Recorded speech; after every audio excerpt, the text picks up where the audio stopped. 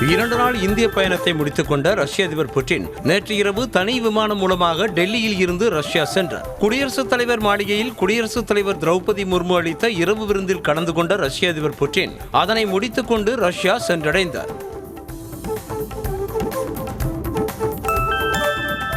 India வந்த ரஷ்ய அதிபர் புட்டினுக்கு பாரம்பரியமிக்க பரிசுப் பொருட்களை பிரதமர் மோடி வழங்கினார். அசாம் தேயிலை, முர்சிதாபாத் வெள்ளி தேநீர் கோப்பை, கைவினைஞர்கள் உருவாக்கிய வெள்ளி குதிரை, ஆக்ராவைச் சேர்ந்த மார்பிள் சதுரங்கம், காஷ்மீர் குங்குமம் மற்றும் ரஷ்ய மொழியில் மொழிபெயர்க்கப்பட்ட பகவத்கீதை ஆகியவை புட்டினுக்கு பரிசாக வழங்கப்பட்டன. இந்தியா நடுநிலையாக இல்லாமல் அமைதியின் பக்கம் நிற்பதாக யுக்ரைன் மோதல் தொடர்பாக ரஷ்ய அதிபர் புட்டினிடம் பிரதமர் மோடி திட்டவட்டமாக தெரிவித்திருக்கிறார். யுக்ரைனில் போரை முடிவுக்கு கொண்டு வருவதற்கான சமீபத்திய முயற்சிகளை பிரதமர் நரேந்திர மோடி ஆதரித்தார். மேலும் மோதலுக்கு ஒரு இணக்கமான தீர்வை காண அனைத்து அமைதி முயற்சிகளிலும் இந்தியா தோளோடு தோள் நிற்கும் என்று ரஷ்ய அதிபர் புட்டினிடம் பிரதமர் மோடி தெரிவித்திருக்கிறார்.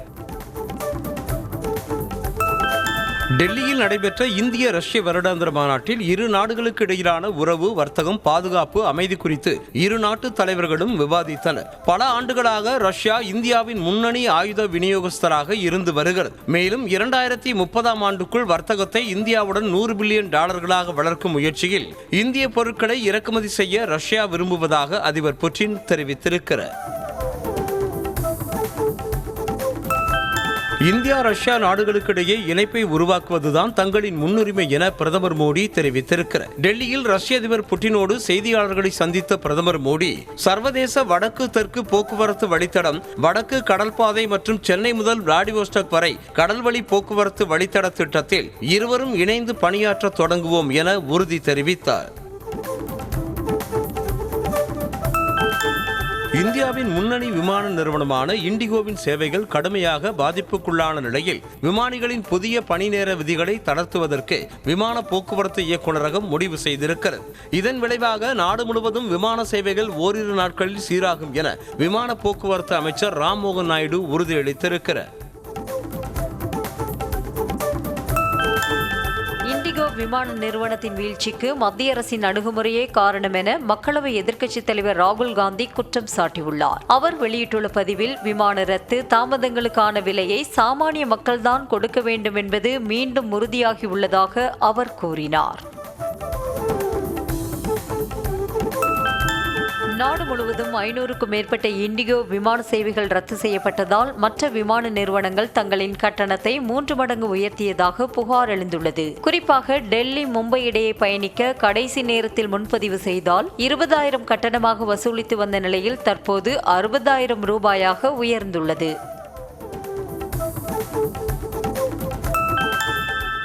கேரளாவில் வாக்காளர் பட்டியல் சிறப்பு தீவிர திருத்தத்திற்கான கால அவகாசம் மேலும் 1 வாரம் நீட்டிக்கப்பட்டுள்ளது. SIR பணிகளுக்கு உரிய கால அவகாசம் வழங்க வேண்டும் என தொடரப்பட்ட வழக்கில் உச்சநீதிமன்ற வழிகாட்டுதல் படி அரசியல் கட்சிகள் தேர்தல் ஆணையத்தை நாடினர். அதன் அடிப்படையில் டிசம்பர் 11ஆம் தேதியோடு முடிவடைய வேண்டிய SIR பணிகள் அன்றில் இருந்து மேலும் 1 வாரத்திற்கு நீட்டிக்கப்பட்டுள்ளது. சென்னையில் உள்ள அனைத்து பள்ளிகளும் இன்று வழக்கம் போல இயங்கும் என அறிவிக்கப்பட்டுள்ளது. தொடர் மழை காரணமாக கடந்த 2ஆம் தேதி அறிவிக்கப்பட்ட விடுமுறை நாளை ஈடு செய்யும் விதமாக பணி நாளாக அறிவித்து புதன்கிழமை பாடவேளையை பின்பற்ற உத்தரவிடப்பட்டுள்ளது.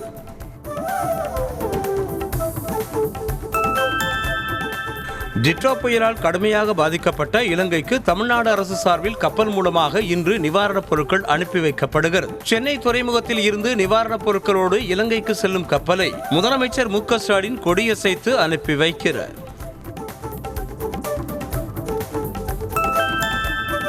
திருப்பரங்குன்றம் விவகாரம் தொடர்பாக உயர்நீதிமன்ற மதுரை அமர்வின் உத்தரவுக்கு எதிராக உச்சநீதிமன்றத்தில் தாக்கல் செய்யப்பட்டுள்ள மேல்முறையீட்டு மனுவை விரைந்து விசாரிக்க தமிழ்நாடு அரசு முறையீடு செய்திருக்கிறது. இதையடுத்து தமிழ்நாடு அரசின் வழக்கு ஆவணங்கள் சரியாக கொடுக்கப்பட்டிருந்தால் வரிசை அடிப்படையில் பட்டியலிடப்படும் என தலைமை நீதிபதி தெரிவித்தார்.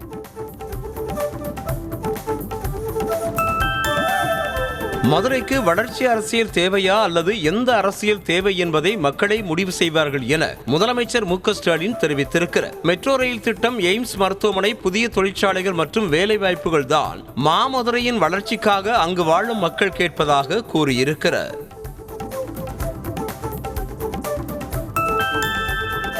திருப்பரங்குன்ற மலையின் 3 இடங்களை தவிர மலை முழுவதும் இந்துக்களுக்கே சொந்தமென அண்ணாமலை தெரிவித்துள்ளார். சென்னையில் செய்தியாளர்களை சந்தித்த அவர், நீதிமன்ற உத்தரவை பின்பற்றி இந்து கோயில்களை இடிக்கும் போது ஆக்கிரமிப்பு ஆலயங்கள், மசூதிகளை இடிக்காதது ஏன் என தமிழக அரசுக்கு காட்டமாக கேள்வி எழுப்பினார்.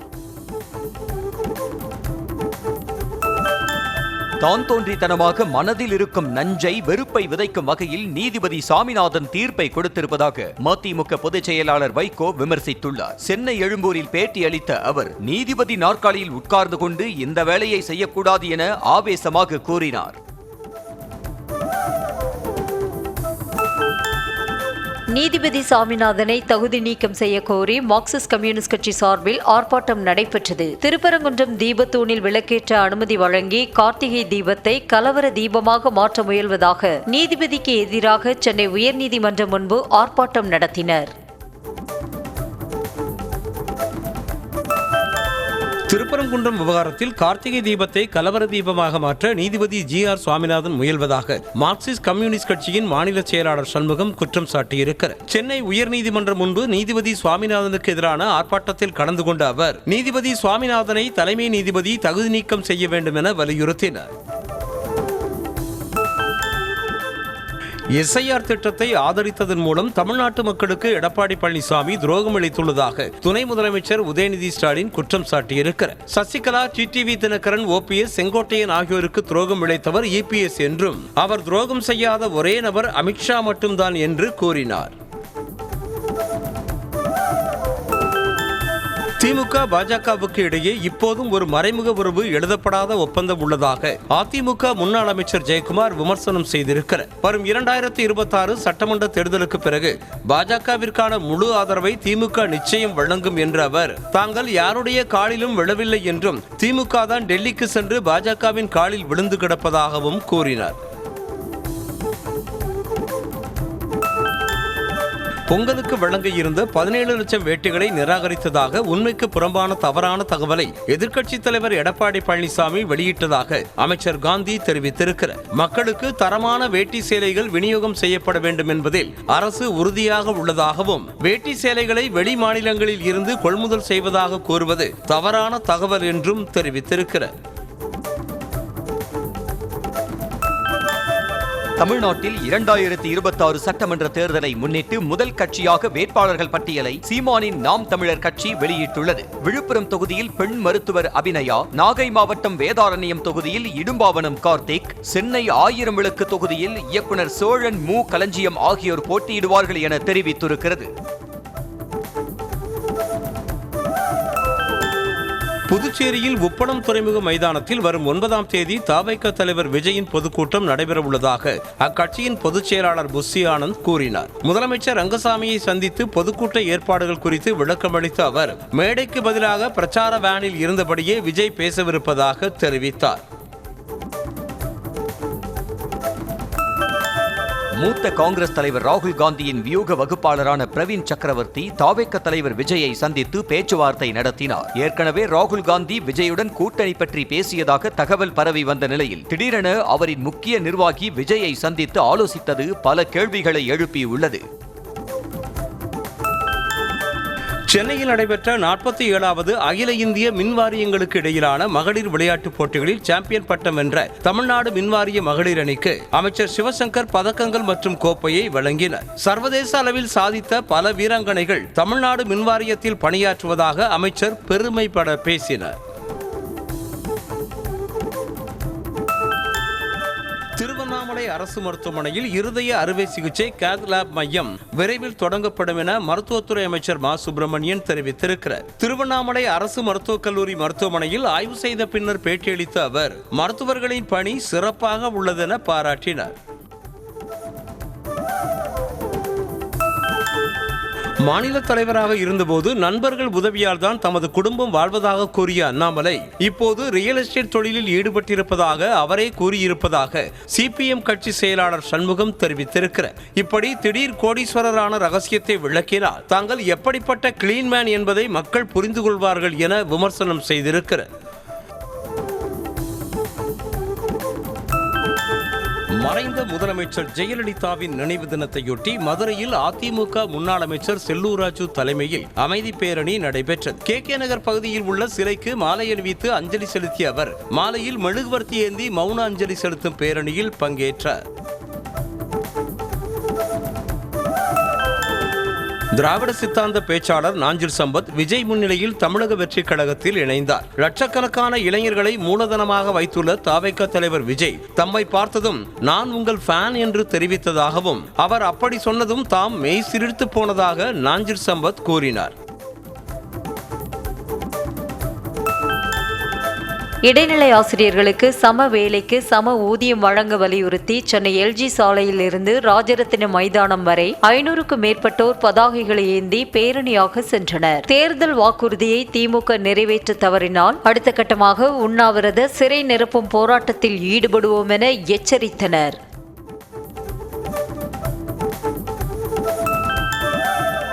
இந்திய தூதரக அதிகாரிகள் தங்களை சந்தித்து தாயகம் அழைத்து வர எந்தவித நடவடிக்கையும் எடுக்கவில்லை என விடுதலை செய்யப்பட்ட தமிழ்நாடு மீனவர்கள் வீடியோ வெளியிட்டுள்ளனர். 2 வாரங்களாகியும் இலங்கை தூதரகத்தில் தவித்து வருவதாகவும் இந்திய தூதரக அதிகாரிகள் ஏறெடுத்து பார்க்கவில்லை எனவும் தமிழ்நாடு மீனவர்கள் வேதனை தெரிவித்துள்ளனர். புதுச்சேரி திருபுவனைப்பாளையத்தில் செயல்பட்டு வந்த சன் பார்மசியின் போலி மாத்திரை தொழிற்சாலைகளை கண்டுபிடித்து அங்கிருந்து சுமார் 600 கோடி மதிப்புடைய போலி மாத்திரைகள் தயாரிப்பு உபகரணங்கள் கைப்பற்றப்பட்டு நிறுவனத்திற்கு சீல் வைக்கப்பட்டது. நாட்டின் பல்வேறு பகுதிகளுக்கு போலி மாத்திரைகளை இந்த நிறுவனம் அனுப்பியிருந்தது விசாரணையில் தெரிய வந்திருக்கிறது.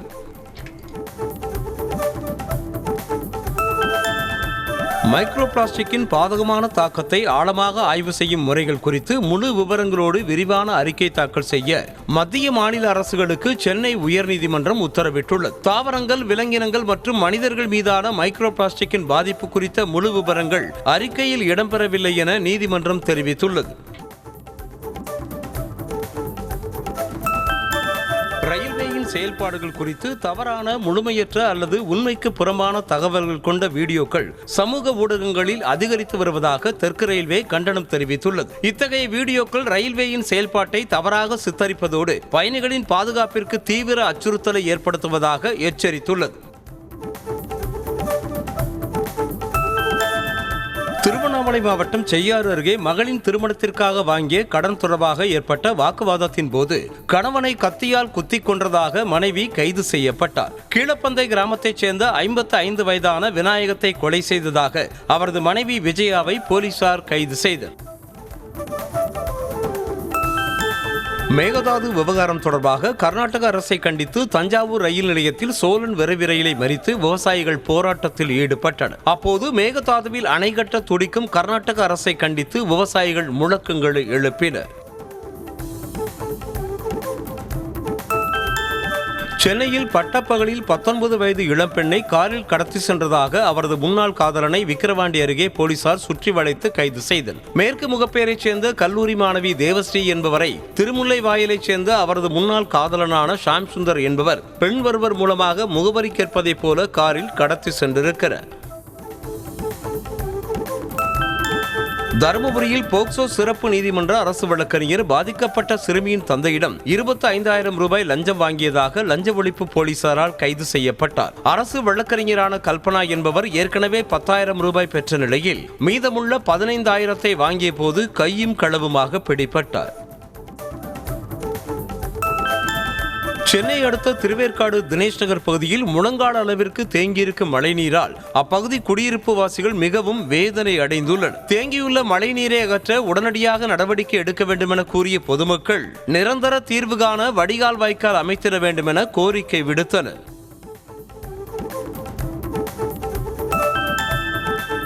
சிவகங்கையில் 15 வயது சிறுமியை பாலியல் வன்கொடுமை செய்த கொத்தனாருக்கு 20 ஆண்டுகள் சிறை தண்டனை விதிக்கப்பட்டதோடு அதற்கு உதவிகரமாக இருந்த தாய் தந்தையருக்கும் ஓராண்டு சிறை தண்டனை விதிக்கப்பட்டுள்ளது. சியாமுத்துப்பட்டியைச் சேர்ந்த கொத்தனாரான அலெக்ஸ் கட்டடப் பணியின் போது பழக்கமான நண்பரின் மகளை பாலியல் வன்கொடுமை செய்ததாக தெரிகிறது.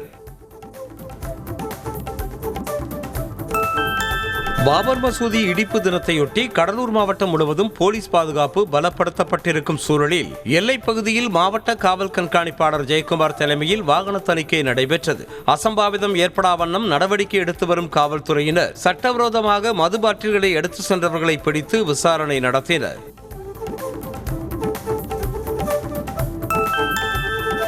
பாபர் மசூதி இடிப்பு தினத்தை முன்னிட்டு காரைக்காலில் காவல்துறையினர் தீவிர சோதனையில் ஈடுபட்டனர். நகரம் முழுவதும் ரோந்து பணி மேற்கொண்ட போலீசார் ரயில் நிலையம், பேருந்து நிலையம் உள்ளிட்ட பகுதிகளில் மோப்பனாய் மெட்டல் டிடெக்டர் கருவிகளை கொண்டு தீவிர சோதனையில் ஈடுபட்டனர்.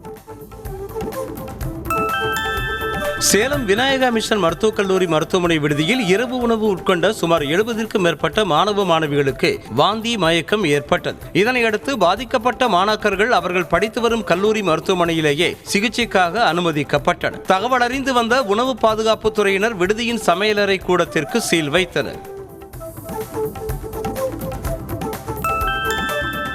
விருதுநகர் மாவட்டம் திருச்சுழி அருகே தந்தை மற்றும் மகனை காரில் கடத்தி பணம் பறித்த வழக்கில் மேலும் ஒருவரை போலீசார் கைது செய்தனர். மதுரை கடச்சனேந்தரைச் சேர்ந்த மைக்கேல் என்பவர் தந்தை ஆரோக்கியசாமியோடு காரில் சென்றபோது வழிமறித்த 6 பேர் கொண்ட கும்பல் அவர்களை தாக்கிவிட்டு 20,000 ரூபாயை வழிப்பறி செய்தது. இதில் தற்போது வரை 5 கைது செய்யப்பட்டுள்ளனர்.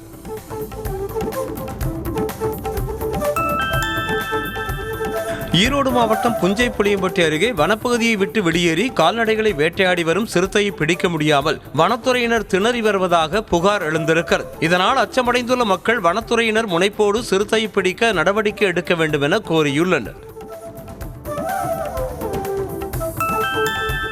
திருவாரூர் மாவட்டம் மன்னார்குடி அருகே வீட்டை சூழ்ந்துள்ள மழைநீரை வெளியேற்ற நடவடிக்கை எடுக்க கோரி முதியவர் ஒருவர் மண்ணெண்ணெய் கேனோடு சாலை மறியலில் ஈடுபட்டு அதிர்ச்சியில் ஆழ்த்தினார். மன்னார்குடி ஒரத்தநாடு சாலையில் வசித்து வரும் நடராஜன் போராட்டத்தை நடத்துவதை அறிந்து அங்கு விரைந்து வந்த வட்டாட்சியர் மழைநீரை வெளியேற்ற நடவடிக்கை மேற்கொண்டார்.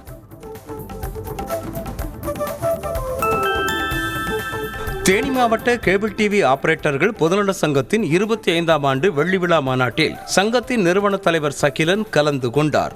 நிகழ்ச்சியில் உயிரிழந்த கேபிள் டிவி ஆபரேட்டர்களின் குடும்பத்தினருக்கு தலா 1 லட்சம் ரூபாய் வீதம் 4 பேருக்கும் மற்றும் 5 நபர்களுக்கு திருமண உதவித்தொகையையும் சங்கத்தின் சார்பாக அவர் வழங்கினார்.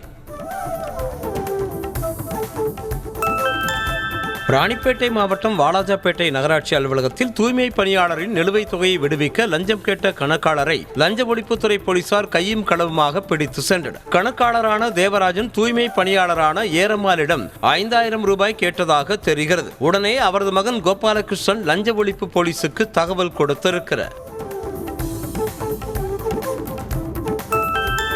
திருச்சி அரசு தலைமை மருத்துவமனையின் விபத்து மற்றும் உயர் சிறப்பு மருத்துவ சிகிச்சை பிரிவில் நோயாளிகளுக்கு இடமில்லாமல் நடைபாதையில் கட்டில் போட்டு படுக்க வைத்துள்ள அவலம் ஏற்பட்டுள்ளது. 5வது மாடி கட்டடத்தில் பொதுப்பிரிவு நோயாளிகளுக்கு இடப்பற்றாக்குறை ஏற்பட்டிருப்பதாக மக்கள் புகார் கூறியுள்ளனர். நாகப்பட்டினத்தில் நுகர்பொருள் வாணிப சேமிப்பு கிடங்கிற்கு அரிசி மூட்டைகளை ஏற்றி சென்ற லாரி கவிழ்ந்ததால் போக்குவரத்து பாதிக்கப்பட்டது. புதிய பேருந்து நிலையம் அருகே உள்ள கிடங்கில் இருந்து நாகூர் அருகே உள்ள பனங்குடி சேமிப்பு கிடங்கிற்கு கொண்டு செல்லப்பட்ட 25 டன் அரிசி மூட்டைகளும் கீழே கொட்டின. பின்னர் அவை மீட்கப்பட்டு மாற்று வாகனத்தில் அனுப்பி வைக்கப்பட்டன. கோவை சரவணம்பட்டியில் திமுக மாணவரணி சார்பாக துணை முதலமைச்சர் உதயநிதியின் பிறந்தநாளையொட்டி கிரிக்கெட் போட்டி நடத்தப்பட்டது. இந்த போட்டியை திமுக மாணவரணி செயலாளர் வழக்கறிஞர் ராஜீவ்காந்தி முன்னிலையில் கோவை தெற்கு மாவட்ட திமுக செயலாளர் தளபதி முருகேசன் துவக்கி வைத்தார். இதில் பல்வேறு மாவட்டங்களைச் சேர்ந்த பல அணிகள் கலந்து கொண்டுள்ளன.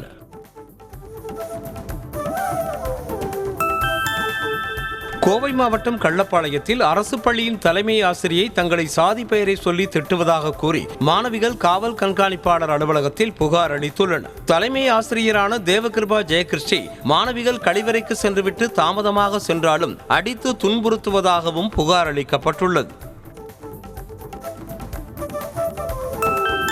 கன்னியாகுமரியில் பூம்புகார் கப்பல் போக்குவரத்து கழக விற்பனை சீட்டு மையம் அருகே சுற்றுலா பயணிகளுக்கும் படகு குழாம் ஊழியர்களுக்கும் இடையே வாக்குவாதம் ஏற்பட்டதால் சலசலப்பு உண்டானது. இரு தரப்பினரும் மாறி மாறி ஒருமையில் பேசிக் கொண்டதால் காவல்துறையினர் தலையிட்டு விலக்கி வைத்தனர். நீலகிரி மாவட்டம் கோத்தகிரியில் திமுக நகர்மன்ற தலைவரை துணைத் தலைவர் சாதியை குறிப்பிட்டு அவதூறாக பேசியதால் பரபரப்பு ஏற்பட்டது. திமுகவைச் சேர்ந்த நகர்மன்ற தலைவர் ஜெயக்குமாரி தலைமையில் நகர்மன்ற கூட்டம் கூடியது. இதில் அதே கட்சியைச் சேர்ந்த நகர்மன்ற துணைத் தலைவரான உமாநாத் ஜெயக்குமாரியை தகாத வார்த்தையில் பேசியதாக கூறப்படுகிறது. மதுரை மாவட்டம் மேலூர் சுங்கச்சாவடி அருகே சாலை விபத்தின் காரணமாக சாலையின் தடுப்பின் மீதேறி நின்ற தனியார் பேருந்து கிரேன் உதவியோடு மீட்கப்பட்டது. சென்னையில் இருந்து மதுரை நோக்கி சென்று கொண்டிருந்த பேருந்து குறுக்கே வந்த ஆட்டோ மீது மோதாமல் இருக்க திருப்பிய போது விபத்துக்குள்ளாகி போக்குவரத்து தடைப்பட்டது.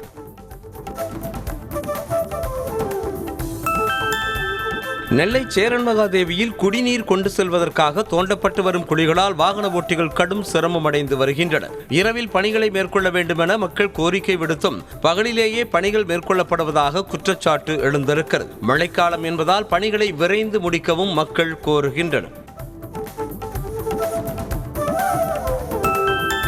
ராணிப்பேட்டை அடுத்த முத்துக்கடை பேருந்து நிலையம் அருகே சாலை விரிவாக்க பணியின் போது 4 கடைகள் சரிந்து விழுந்த நிலையில் ஆத்திரமடைந்த உரிமையாளர்கள் மறியல் போராட்டத்தில் ஈடுபட்டனர். நெடுஞ்சாலைத்துறையினர் JCB இயந்திரம் மூலம் சாலை விரிவாக்க பணியில் ஈடுபட்ட போது 4 கடைகள் சரிந்து விழுந்தன. துபாய்க்கு வேலைக்கு சென்ற கணவர் உயிரிழந்து விட்ட நிலையில் அவரது உடலை சொந்த ஊருக்கு கொண்டு வர நடவடிக்கை எடுக்க வேண்டும் என புதுக்கோட்டை மாவட்ட ஆட்சியர் அலுவலகத்தில் மனைவி கண்ணீரோடு மனு அளித்தார். நெருஞ்சிப்பட்டி கிராமத்தை சேர்ந்த முத்துக்கருப்பன் 2023ஆம் ஆண்டு துபாய் சென்ற நிலையில் கடந்த 3ஆம் தேதி இறந்து விட்டதாக குடும்பத்திற்கு தகவல் கிடைத்துள்ளது. டாஸ்மாக் கடையில் காலி மதுபாட்டில்கள் திரும்ப பெறும் திட்டத்தை கைவிடக் கோரி செங்கல்பட்டு மாவட்ட ஆட்சியர் அலுவலகம் முன்பு டாஸ்மாக் ஊழியர்கள் சங்க கூட்டுக்குழுவை சேர்ந்த 100க்கும் மேற்பட்டோர் ஆர்ப்பாட்டத்தில் ஈடுபட்டனர். பணிச்சுமையை திணிப்பதை கைவிட்டு மாற்றுத் திட்டத்தை செயல்படுத்த வேண்டுமென டாஸ்மாக் ஊழியர்கள் முழக்கமிட்டனர். கேரள மாநிலம் கொல்லத்தில் தேசிய நெடுஞ்சாலை பணியின் போது தடுப்பு சுவர் இடிந்து விழுந்ததில் போக்குவரத்து பாதிக்கப்பட்டது. இதனால் அந்த வழியாக சென்ற பள்ளி பேருந்துகள் மற்றும் இதர வாகனங்கள் போக்குவரத்து நெரிசலில் சிக்கி தவித்தன. அதே நேரத்தில் சர்வீஸ் சாலை வழியாக வாகனங்கள் சென்று வந்தன.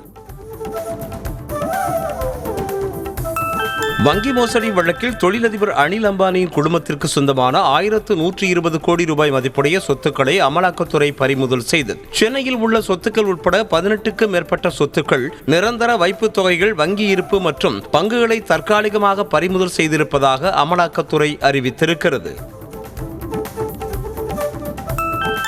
பாகிஸ்தானின் பாதுகாப்பு படைகளின் தலைவராக அசீம் முனீர் நியமிக்கப்பட்டிருக்கிறார். பாகிஸ்தானில் பாதுகாப்பு படைகளின் தலைவர் என்ற புதிய பதவி உருவாக்கப்பட்டது. இதற்காக அரசியல் சாசனத்தின் 243வது பிரிவில் 27வது திருத்தத்தை மேற்கொள்ளும் மசோதா அந்நாட்டின் நாடாளுமன்றத்தில் நிறைவேற்றப்பட்டது. அமெரிக்காவின் வாஷிங்டனில் கிறிஸ்துமஸ் மரத்தில் ஒளியேற்றும் நிகழ்வு நடைபெற்றது. கிறிஸ்துமஸ் சீசன் வெளிநாடுகளில் களை கட்டியுள்ள நிலையில் அமெரிக்காவின் நேஷனல் மாலில் அந்நாட்டு அதிபர் ட்ரம்ப் தலைமையில் ஒளியேற்றும் நிகழ்வு நடந்தது. இந்த நிகழ்ச்சியில் ட்ரம்ப் மனைவி மெலனியாவும் கலந்து கொண்டார்.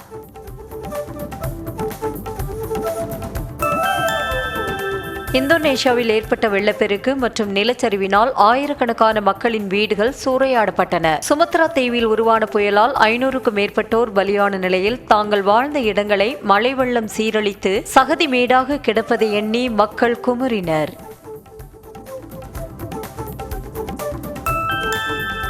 சென்னையில் நடைபெற்ற ஜூனியர் உலகக்கோப்பை போட்டியின் காலிறுதி சுற்றில் இந்திய அணி அபார வெற்றி பெற்று அரையிறுதிக்கு முன்னேறியது. பெல்ஜியம் அணிக்கு எதிரான போட்டியில் 2-2 என சமநிலையானதால் பெனால்டி ஷூட்டவுட் முறையில் இரு அணிகளுக்கும் தலா 5 வாய்ப்புகள் வழங்கப்பட்டன. இந்த சூழலில் 3-3 என இரு அணிகளும் இருக்க இந்தியா தனது கடைசி வாய்ப்பில் கோல் அடித்து 4-3 என வென்று அரையிறுதிக்கு சென்றது. இந்தியா தென்னாப்பிரிக்க அணிகள் மோதும் 3வது மற்றும் கடைசி ஒருநாள் போட்டி விசாகப்பட்டினத்தில் இன்று பிற்பகல் 1:30 மணிக்கு தொடங்குகிறது. முதல் போட்டியில் இந்தியாவும் 2வது போட்டியில் தென்னாப்பிரிக்க அணியும் வெற்றி பெற்று புள்ளியில் சமநிலையில் உள்ள நிலையில் இன்று நடைபெறும் கடைசி போட்டியில் வெற்றி பெறும் அணியே தொடரை கைப்பற்றும் என்பதால் எதிர்பார்ப்பு அதிகரித்திருக்கிறது.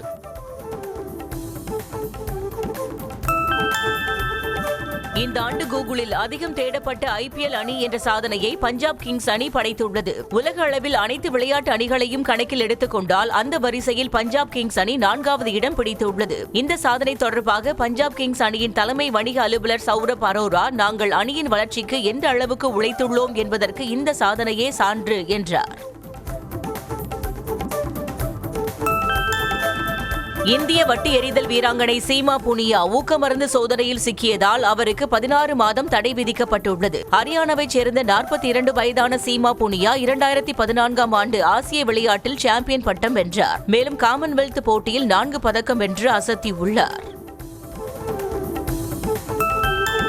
துணை முதலமைச்சர் உதயநிதி ஸ்டாலின் பிறந்தநாளை கொண்டாடும் விதமாக கோவையில் திமுக மாணவர் அணி சார்பாக கிரிக்கெட் போட்டி நடைபெற்றது. முன்னதாக கிரிக்கெட் வீரர்கள் அனைவரும் தமிழ்நாட்டை கலவர பூமி ஆக்காதீர்கள் என்று கையில் பேனரோடு உதயசூரியன் வடிவில் நின்று திருப்பரங்குன்றம் விவகாரத்தில் பாஜகவிற்கு எதிர்ப்பு தெரிவித்தனர். இந்திய கிரிக்கெட் வீராங்கனை ரிச்சா கோஷ் மேற்கு வங்க மாநிலம் சிலிகுரியில் உதவி காவல் ஆணையராக பதவியேற்றார். இதுகுறித்த வீடியோவை வெளியிட்டு ரிச்சா கோஷுக்கு மேற்கு வங்க காவல்துறை வாழ்த்து தெரிவித்துள்ளது. இங்கிலாந்துக்கு எதிராக பகலிரவு போட்டியாக நடைபெற்ற 2வது டெஸ்ட் போட்டியில் ஆஸ்திரேலிய வீரர் மார்னஸ் லபுஷேன் 1000 ரன்களை கடந்து சாதனை படைத்தார். 46 ரன்கள் அடித்திருந்த போது இந்த சாதனையை எட்டிய லபுஷேன் இதன் மூலம் பகலிரவு டெஸ்ட் போட்டிகளில் 1000 ரன்கள் அடித்த முதல் வீரர் என்ற வரலாற்று சாதனையை படைத்தார். அவருக்கு அடுத்தபடியாக ஸ்டீவ் ஸ்மித் 800க்கும் மேற்பட்ட ரன்களுடன் 2வது இடத்தில் உள்ளார். பிரபல ஹாலிவுட் தயாரிப்பு நிறுவனமான வார்னர் பிரதர்ஸ் நிறுவனத்தை நெட்ஃபிளிக்ஸ் 7,44,000 கோடி ரூபாய்க்கு வாங்கியுள்ளது. அதன் அடிப்படையில் வார்னர் பிரதர்ஸ் நிறுவனத்தின் ஸ்டுடியோக்கள் அவர்கள் தயாரித்த பிரபல திரைப்படங்கள் HBO Max OTT தளம் ஆகியவற்றை நெட்ஃபிளிக்ஸ் நிறுவனம் கையகப்படுத்தி இருக்கிறது. இண்டிகோவின் விமான சேவை ஸ்தம்பித்ததை குறித்து நடிகை மெஹரின் பெர்சாடா தனது எக்ஸ் பக்கத்தில் நரகத்திற்கு போய் இண்டிகோ என பதிவிட்டுள்ளார். விமானங்கள் ரத்து செய்யப்படும் வரை விமானம் சரியான நேரத்தில் இருப்பதை காட்டியதாகவும் அது தொழில்நுட்ப கோளாறு அல்ல, அலட்சியம் எனவும் சாடினார். இண்டிகோ உருவாக்கிய குழப்பம் அபத்தமானது என்றதோடு பாதிக்கப்பட்ட பயணிகளுக்கு இழப்பீடு வழங்க வலியுறுத்தினார். கன்னியாகுமரி தூய அலங்கார உபகார மாதா ஆலயத்தின் ஆண்டு திருவிழா கொடியேற்றத்துடன் கோலாகலமாக தொடங்கியது. கோட்டார் மறைமாவட்ட முதல்வர் ஜான் ரூபஸ் கொடிப்பட்டத்திற்கு சிறப்பு திருப்பணி செய்து கொடியை ஏற்றி வைத்தார். இந்த நிகழ்ச்சியில் ஏராளமான பக்தர்கள் கலந்து கொண்டனர். திருச்சி ஸ்ரீரங்கம் ரங்கநாதர் கோவிலில் கார்த்திகை தீப திருநாளையொட்டி சொக்கப்பனை கொளுத்தும் வைபவம் நடைபெற்றது. கதிர் அலங்காரத்தில் கார்த்திகை கோபுரத்தில் எழுந்தருளிய ரங்கநாத பெருமாள் சொக்கப்பனை கொளுத்துவதை கண்டு அருளினார். தொடர்ந்து அவருக்கு திருச்சி கழிக்கும் நிகழ்வும் நடைபெற்றது. பக்தர்களால் வழங்கப்பட்ட வெள்ளி கிரீடத்தை கும்பகோணம் சாரங்கபாணி மற்றும் தாயாருக்கு அணிவிக்கப்பட்டு வீதி உலா நடைபெற்றது. 11 லட்சம் ரூபாய் மதிப்பீட்டில் 3.5 கிலோ எடையுள்ள வெள்ளியிலான கிளிமுக்கு கிரீடங்கள் 3 கோவில் முன்னாள் அறங்காவலர் குழு தலைவர் சேதுராமன் மற்றும் பக்தர்கள் குழுவினரால் கோவில் நிர்வாகத்திடம் ஒப்படைக்கப்பட்டது. சென்னை திருவொற்றியூர் வடிவுடையம்மன் கோவிலில் புற்று வடிவில் கவசமின்றி காட்சியளிக்கும் ஆதிபுரீஸ்வரரை காண மக்கள் கால் கடுக்க பல மணி நேரம் வரிசையில் காத்திருந்த நிலையில் காவல்துறையினர் தங்களுக்கு வேண்டப்பட்டவர்களை மட்டும் குறுக்கு வழியில் அழைத்து செல்வதாக கூறி பாஜகவினர் வாக்குவாதத்தில் ஈடுபட்டனர். வாட்ஸ்அப்பில் மிஸ்டு கால்களுக்கு வீடியோ மற்றும் வாய்ஸ் மெசேஜ் மூலம் பதிலளிக்கும் புதிய அம்சத்தை மெட்டா அறிமுகப்படுத்தியுள்ளது. இது மட்டுமின்றி கால்ஸை ஸ்கெடியூல் செய்து கொள்ளும் அம்சத்தையும் அளித்துள்ளது.